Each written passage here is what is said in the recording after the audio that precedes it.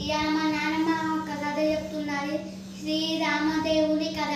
అది 4వ భాగం. ఇంతలో ఆమె యువతలకు వచ్చి చూడగా నారాయణ భట్టు ఆమెకు తాంబూలము దక్షిణ ప్రసాదమునిచ్చినాడట. ఆమె పుచ్చుకొని లోనికి వెళ్ళిపోయెను. నారాయణ భట్టు కథ చదువుకొని కొన్ని అక్షింతలు నెత్తి మీద వేసుకొని కొన్నిటిని ఆ ఇంటి మీద వేసి వెళ్ళిపోయెను.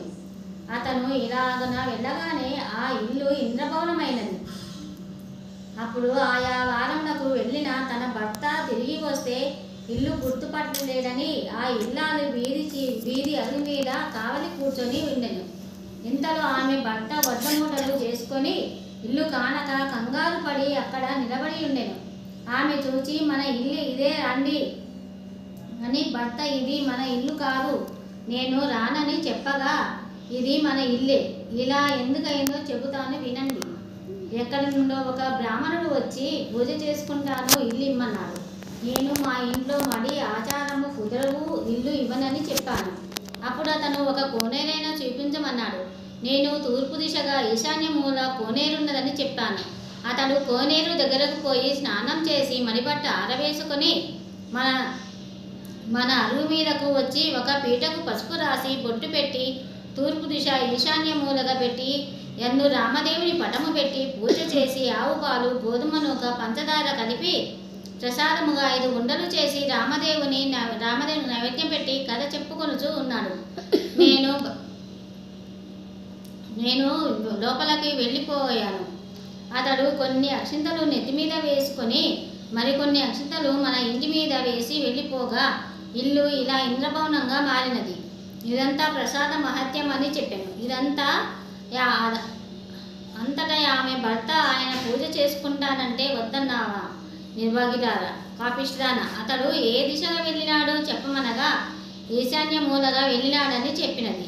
అప్పుడు ఆయన మూట అక్కడ పెట్టి నారాయణ భట్టును వెతుకుచూ బయలుదేరాను. కొంత దూరం వెళ్ళగా నారాయణ భట్టు ఈ బ్రాహ్మణునికి కనిపించెను. బ్రాహ్మణుడు, ఏమండోయ్ మహానుభావ, మీరు మా ఇంటికి రావలసినదని మిమ్మల్ని పూజ చేసుకుంటామని అనెను. అందుకు నారాయణ భట్టు, మీ ఇంటికి ఇప్పుడు రాను, రామదేవుని వెతుకుటకు వెళుచున్నాను అనెను. అప్పుడు ఆ బ్రాహ్మణుడు, అలా కాదు మహానుభావ, మీరు మా ఇంటికి వచ్చి పూజ చేసుకుంటానంటే మా వాళ్ళు వద్దన్నారంట.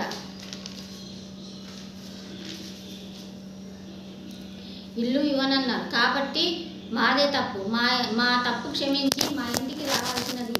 మీరు ఏ దైవమో చెప్పండి, మేము పూజ చేసుకుంటాము అనగా నారాయణ భట్టు, మీ ఇల్లు కాబట్టి మీరు ఇవ్వనన్నారు.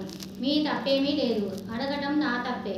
నేను మీ ఇంటికి ఇప్పుడు రాలేను, రామదేవుని వెతుకుటకు వెళుచున్నాను. నేను ఏ దేవుడిని కాను, ఇదంతా రామదేవుని కథా మహత్యం. నీవు ఇంటికి వెళ్ళి 5 లక్ష్మీవారంలో 5 ఆదివారంలో పూజ చేసుకోమని వ్రత విధానమంతా చెప్పి నేను రామదేవుని వెతుకుటకు వెళ్ళేటప్పుడు నీ ఇంటికి వస్తాను అని. అప్పుడు ఆ బ్రాహ్మణుడు ఇంటికి వచ్చి, కథలోనే ఇంత మహాత్యం ఉంది, వ్రతం చేసుకుంటే ఇంకెంత మహాత్యం ఉంటుందో అని పూజ చేసుకొని అక్షింతలు కథ చెప్పుకొని ఐశ్వర్యములతో